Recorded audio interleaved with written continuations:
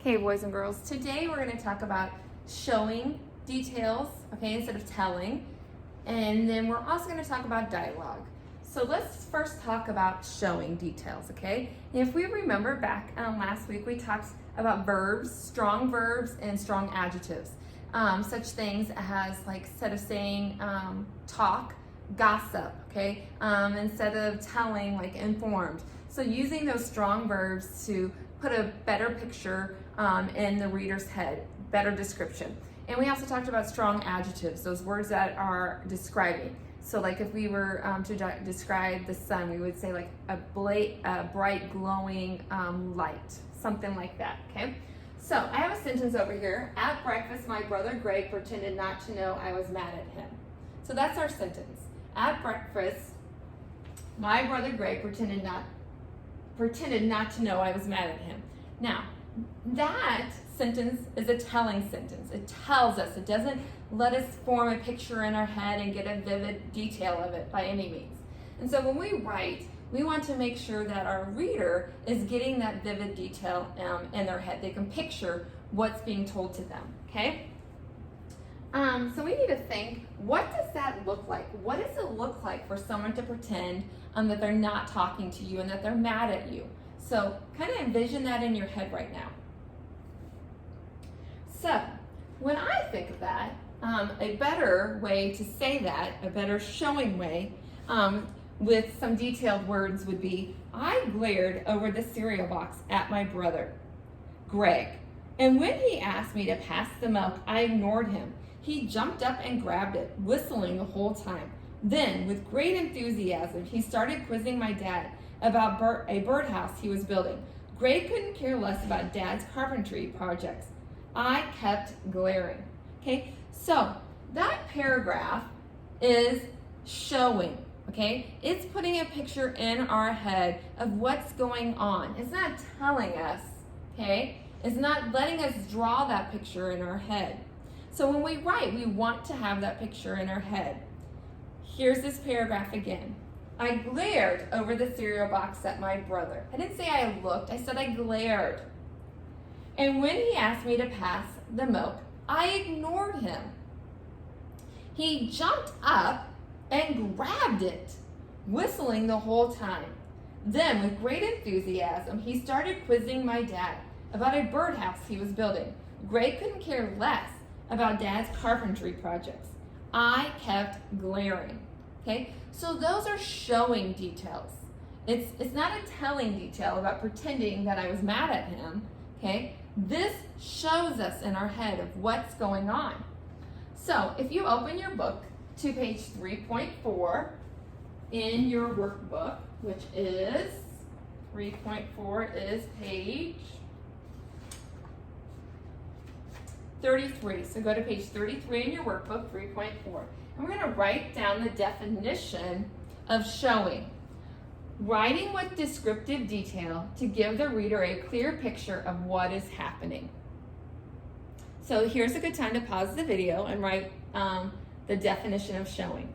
Writing with descriptive detail to give the reader a clear picture of what is happening. So you're writing with detail so that those readers can form their own picture in their head of what's going on. Okay? Let's look at number 2. So pause the video and write down that definition of showing. And then once you have it done, then restart the video. It says, list at least 2 details that will help show the following actions. So they've given us a sentence that is a telling sentence, and now we have to write a sentence that is a showing sentence. Okay, so Kara didn't find anything to watch on TV. So I said Kara was flipping through all the TV stations. You can write down your own descriptive sentence if you like, or you can copy mine down. Kara was flipping through all the TV stations. So that's my description. That's my telling. That's my showing sentence, okay? Instead of telling, I'm showing, which the showing is her flipping through all the stations.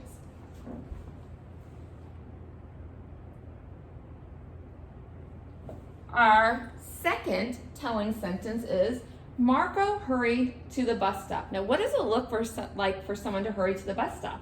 I said, Marco grabbed his book bag and sprinted to the bus stop, barely making it in time. So you can copy my sentence, or you can write your own showing sentence. Mine was, Marco grabbed his book bag and sprinted to the bus stop, barely making it in time. So that would help our reader know, form that picture in their head. C, Ayla ate a huge forkful of spaghetti. So we want to put that picture in our reader's head, and that's a telling sentence. So we have to come up with a showing sentence. So I wrote, while eating supper with her family, Ayla shoved the delicious spaghetti in her mouth and didn't display any manners. So that's my telling sentence. And you can come up with your own. That's my showing sentence, not a telling sentence. The telling sentence was, Ayla ate a huge forkful of spaghetti. And so I had to write a showing sentence of what that would look like, okay? So you can do your own, or you can use mine. Once you have that done, you're going to turn to page 35, 3.5 in your workbook.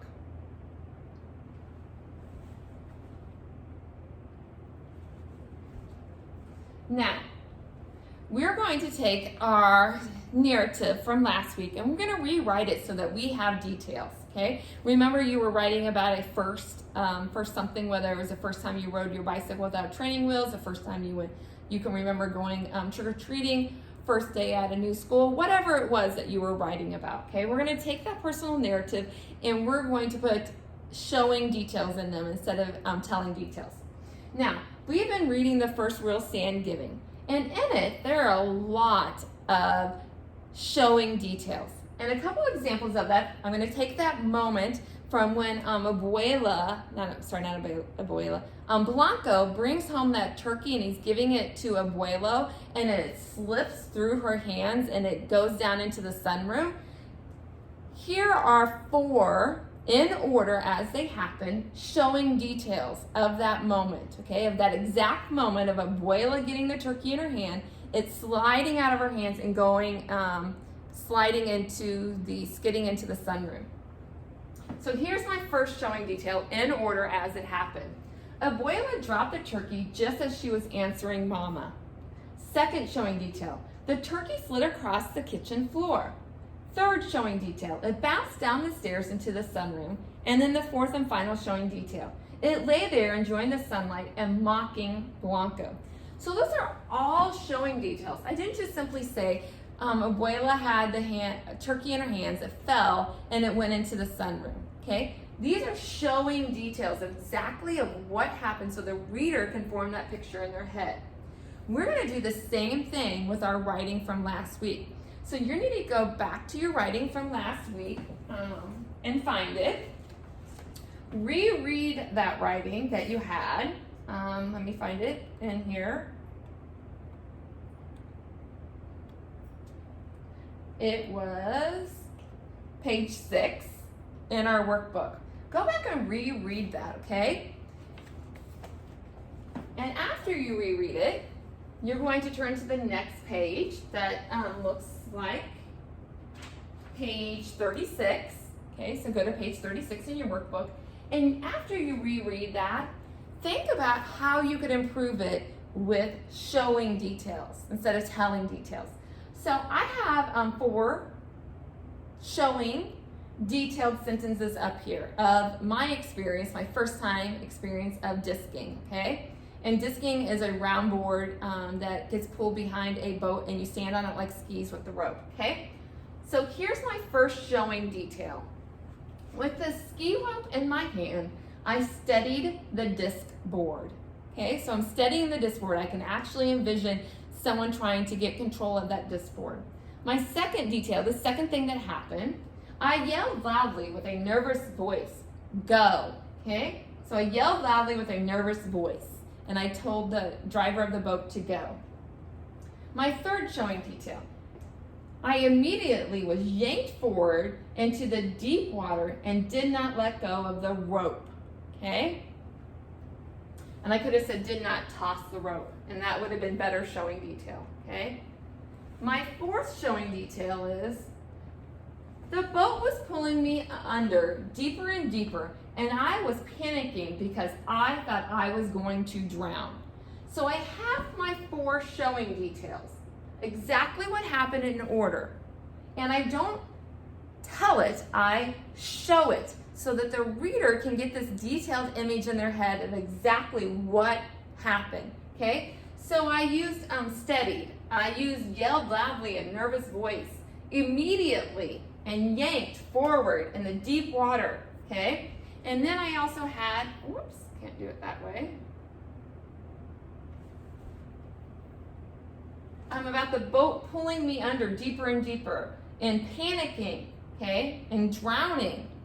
Those are all showing details.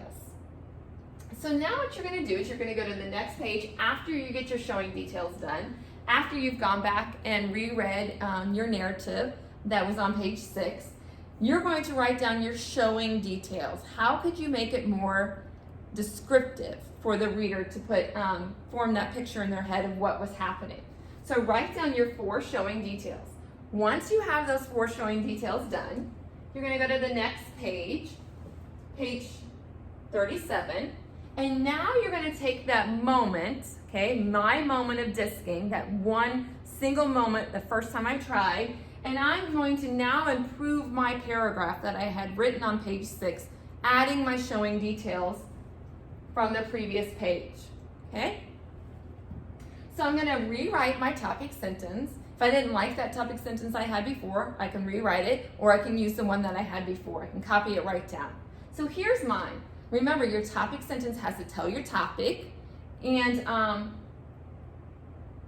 give some detail, okay? So the first time I went disking, I thought I was going to drown.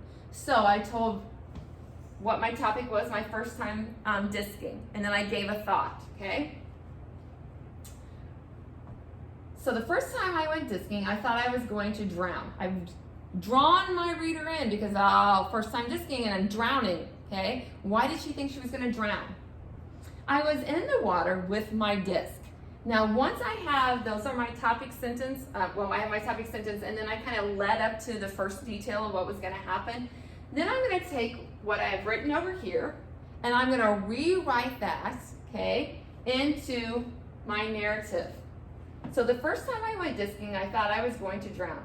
I was in the water with my disc. Now I'm going to write these things. With the ski rope in my hand, I steadied the disc board. I yelled loudly with a nervous voice, "Go." I immediately was yanked forward into the deep water and did not let go of the rope. The boat was pulling me under deeper and deeper, and I was panicking because I thought I was going to drown. So all of these 4 showing details, and you may only have 3 showing details, are going to go right here on mine. After I've written my topic sentence, then I'm going to write my 4 descriptive sentences, showing details, okay? And then I write my conclusion. I can use the same conclusion that I had before on page 6, or I can come up with a new conclusion, okay? Remember, it wraps it all up. It gives your topic again and gives a final thought, okay? And my final thought, my conclusion might be, after many tries, I finally got up on the disc. And to this day, I still am able to disc. That could be my closing sentence, okay? So, you are going to finish your showing details of what happened in order, and then you're going to write your narrative, your topic sentence, recopy those showing details, and then writing your conclusion on that narrative. Good luck with that, boys and girls. And now, after you have that done, okay, I'm going to stop this video, and then I'm going to start teaching my next lesson. But I want you to get that done before I start my next lesson.